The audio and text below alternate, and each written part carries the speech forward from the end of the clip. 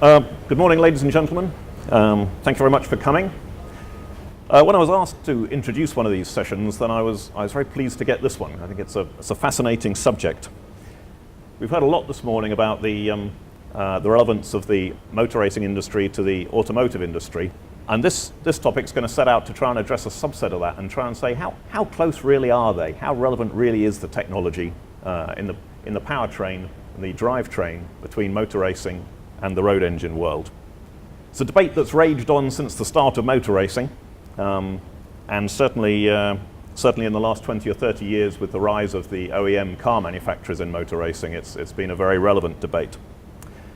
And I know if you go back a few decades, then Ford, certainly in the 80s in America, used to race under the banner, we race on Sunday, what you buy on Monday.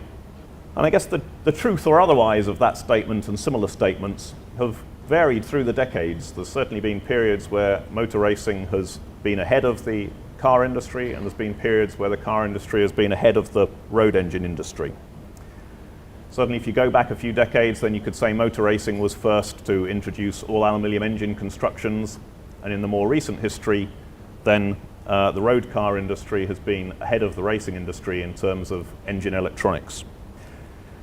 The reason the question is so important to companies such as Mercedes, AMG, X-Track, Cosworth is that with limitations on the amount you can expand in the motor racing world, then it's very important for us to be able to take the skill set from motor racing into the car industry. That's the place that we're really going to expand, that the companies are going to grow, and that we're going to offer job opportunities.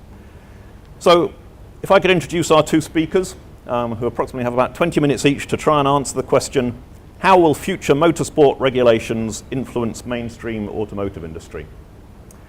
We're very lucky to have with us today Simon Wilding from Mercedes AMG and Adrian Moore from X-Track.